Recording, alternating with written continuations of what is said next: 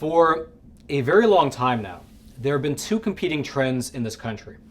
At the federal level, as well as many state levels, there has been a push towards more centralization, the introduction of more levels of bureaucracy and the accompanying red tape, as well as more attempts to chip away at the Second Amendment. However, at the very same time, you have local levels, many municipalities across the country, moving in the exact opposite direction, declaring themselves to be either constitutional sanctuaries or Second Amendment sanctuaries, and making it such that any effort to infringe on the constitutional rights of those citizens will be treated as criminal activity, even if it's done by either federal or state level officials. Case in point, a week ago, lawmakers over in Indian River County, Florida, which is a conservative-leaning county in the eastern part of the state, they unanimously voted to join this movement, and they declare themselves to be a constitutional sanctuary.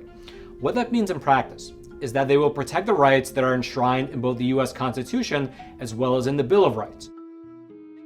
We firmly resolve and protect the Constitution of the United States of America because we have to fight against all enemies, both foreign and domestic, and to resist any intrusions and the sacred rights to protect the United States of America's Constitution.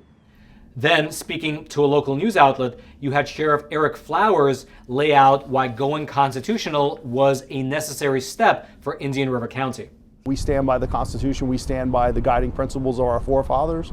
And so I feel like, recognizing that versus other places who seem to be going in the complete opposite direction, parts of California, parts of New York that are doing things that we find, we believe to be unconstitutional. The simplest example to give people is the Second Amendment, right? If the U.S. government decided that they were going to collect up weapons, there's no way in Indian River County that we're going to do that. As a constitutional sheriff, I believe that that's my job to protect that and protect that right, and I'll always do that for our citizens.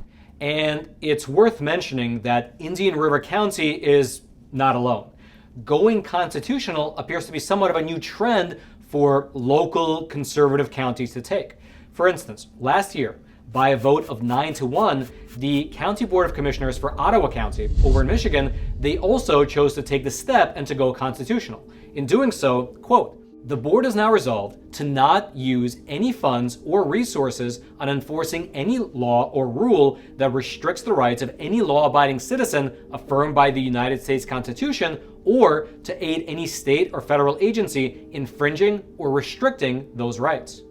And again, this is not a standalone. This is a trend we're beginning to see more and more of. For instance, before Ottawa County, the lawmakers over in Cattaraugus County, which is a conservative county in the western part of New York State, they voted unanimously to likewise become a constitutional sanctuary. Specifically, under the piece of legislation that they passed, Cattaraugus County declared itself to be a, quote, "constitutional county, unwavering in its commitment to protect the constitutional rights of its citizens." Furthermore, this county's legislature, they vowed to use, quote, "all legal means at its disposal to oppose unconstitutional efforts to infringe on the rights of the citizens, whether those attacks come from the federal or the state level." And among several other elements, the measure which was passed, it declares that no county employees, no public money, no public resources, and no public buildings will be used to either infringe on the rights of the citizens, nor will they be used to help other levels of government to enforce unconstitutional restrictions.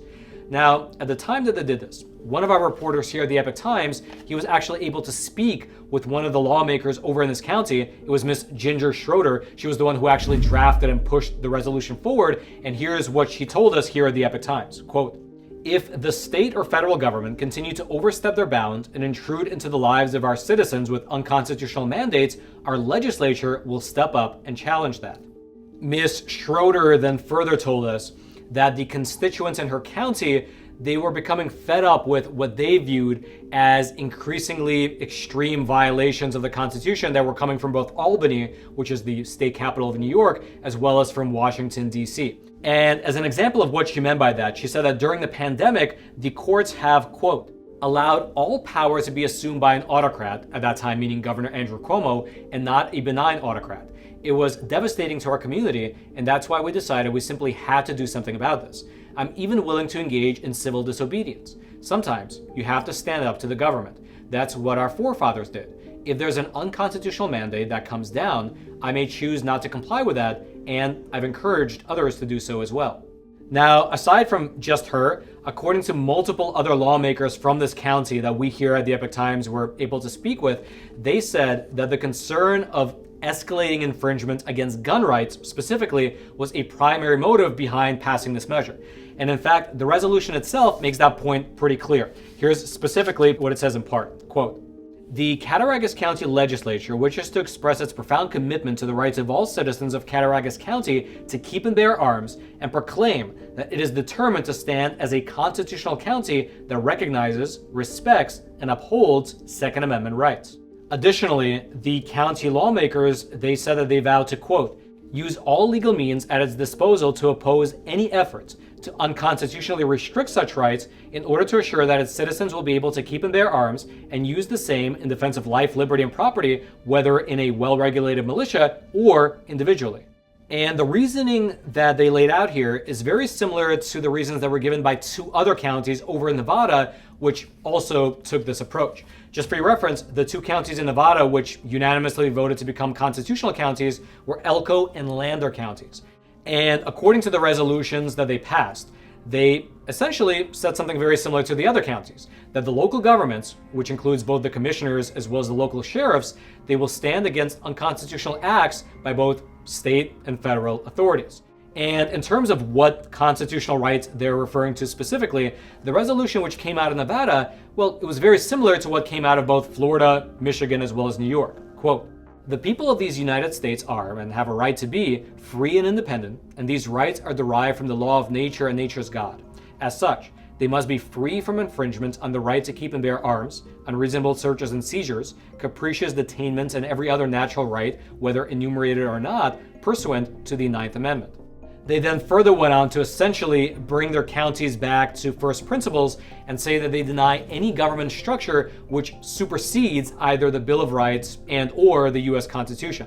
Here is what the resolution says in that relevant part. Quote, "We maintain that no agency established by the U.S. Congress can develop its own policies or regulations which supersede the Bill of Rights or the Constitution, nor does the executive branch have the power to make law, overturn law, or set aside law."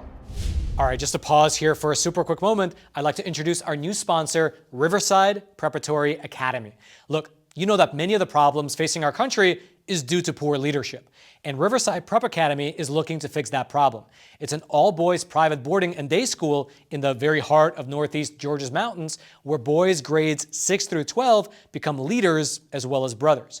Basically, in a world where strong moral values matter now more than ever, there's a place where boys can transform into men of character and at the same time get access to great academics as well. At Riverside, they're not only preparing boys for college, they're preparing boys for life. With a rigorous curriculum, competitive athletics, and mentorship in every aspect of life, this military model school allows each student to embark on a journey of self-discovery, discipline, and personal growth.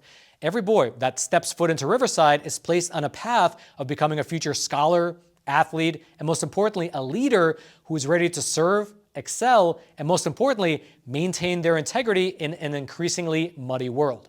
Also, students from around the world go there, and so it's a place where cadets can learn about the world not only through their textbooks, but also from their actual classmates. If you'd like to see the school for yourself, Riverside offers several ways to do so.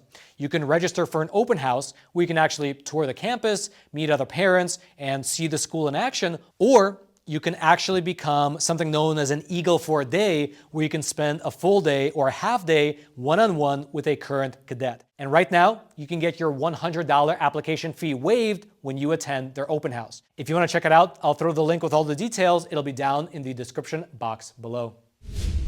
In total, thus far, 5 counties have taken this step and gone constitutional, which of course does not sound like a lot. However, it's worth mentioning that going constitutional is only one approach of several that local municipalities are using to ensure that the fundamental rights of their citizens are being protected.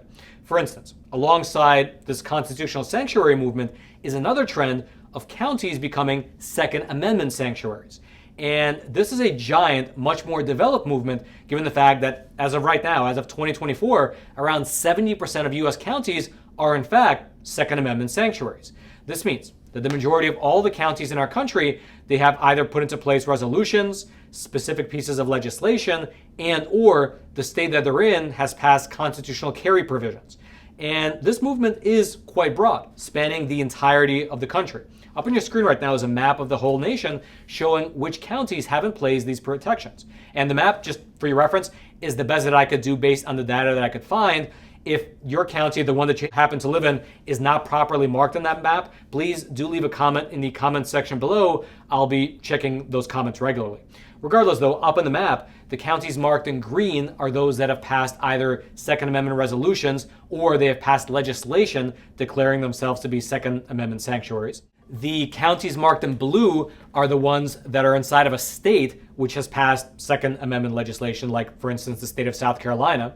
And those that are marked in purple are the counties that are both inside of a state which passed Second Amendment legislation, but then the county itself also passed Second Amendment legislation. And so the ones in purple you can say are double sanctuary counties. And so, as is quite evident by that map, you have the vast majority of counties across America protected by some form of Second Amendment sanctuary legislation at either the state level or at the county level, or sometimes both. Now, these protections, they come in the form of actual laws in the books, executive proclamations, resolutions, as well as constitutional carry legislation. As an example of what this looks like in practice, up on your screen right now is a proclamation that was issued by the former governor of Nebraska designating his state to be a Second Amendment sanctuary. He said this after signing it, quote, "Nebraska has always been a state that has supported our Second Amendment rights. As a symbol of that support, I'm signing a proclamation declaring Nebraska a Second Amendment sanctuary state, and with my signature, it will become official." You also have counties like Elko and Lander over in Nevada, the same ones we mentioned earlier, which passed their own county-level resolutions declaring that the Bill of Rights will be upheld, even if it means standing up against either state or federal level authorities, and that, quote, "The abuse of the constitutionally protected rights of the citizens will be dealt with as criminal activity." And then, of course, you also have examples like the states of Texas, Ohio, Louisiana, and 26 others, which have put into place a constitutional carry law, which allows the citizens of those states to carry handguns without a license, because the thinking goes that their license is, after all, just the Second Amendment. However, one thing that's not reflected in that map are all the counties where they don't have any legislation or proclamations or resolutions on the books. However, the local sheriffs in those counties, they said that they will not be enforcing infringements on the Second Amendment. For instance, if we look at a map, we'll see that in the state of Utah, only a handful of counties have passed Second Amendment resolutions. However, 3 years ago, every single sheriff in the whole state of Utah, meaning the sheriff in every single county, they signed a joint letter saying that they will be safeguarding the Second Amendment against all encroachments. Here's part of what that letter said. Quote, "Importantly, the Second Amendment of our divinely inspired Constitution clearly states the right of the people to keep and bear arms shall not be infringed. We hereby recognize a significant principle underlying the Second Amendment. The right to keep and bear arms is indispensable to the existence of a free people. As your elected sheriffs, we individually and collectively pledge to do everything within our power to steadfastly protect the Second Amendment and all other individual rights guaranteed by the Constitution." And this resolution, signed again by every single sheriff in the state, really sort of gets to the crux of the matter, because at the tail end of any law that infringes on any right, let's say the Second Amendment right, there has to be a boot on the ground to actually enforce it. Laws don't enforce themselves. At the end of that stick is typically a sheriff or a police officer. However, if every single sheriff just flatly says, "I will not be enforcing this type of a law," then in practice, that is exactly what a Second Amendment sanctuary is. A place where those types of laws and those type of infringements will just not be tolerated. And so that's where we currently stand. Amidst the backdrop of national and state level politicians who are looking to expand gun restrictions, there is a counter movement at the local level looking to protect both the Second Amendment as well as many other rights. If you'd like to read about either these Second Amendment sanctuaries, or if you'd like to learn more about these counties going constitutional, I'll throw the links to my research notes. You'll be able to find them down in the description box below, which I should mention is that description box right below those like and subscribe buttons, both of which I hope you take a quick moment to smash so that this information can reach ever more people via the YouTube algorithm. And also, after you're done smashing those buttons, I'd love to know your thoughts. Would you be interested in having your own local county become either a constitutional sanctuary and or a Second Amendment sanctuary? Please leave your thoughts in the comments. I'll be reading them later tonight as well as into the week. And then if you enjoyed this content, well, I would highly recommend that you head on over to Epoch TV, where we have a plethora of other great content that is not available on YouTube, but that goes deeper into this type of a general meta topic. The idea of two trends happening in this country, sort of a move for more centralization and more, I guess, anti-centralization, more divestment to the local communities, this sort of a trend. We cover this topic in much greater detail over on Epoch TV. So if you want to check it out, I'll throw the link. It'll be right there at the top of the description box below. I hope you check it out because over on there is a lot of great content that we never put up on YouTube, but that again goes much deeper into this exact topic. So again, that link is right there below this video. I hope you click on it. And by doing so, by the way, not only are you getting access to a plethora of great content, but you're supporting the work that we do here at the Epoch Times. So hope you check it out and hope that you join us over on Epoch TV. And then until next time, I'm your host, Roman from the Epoch Times. Stay informed. Most importantly, stay free.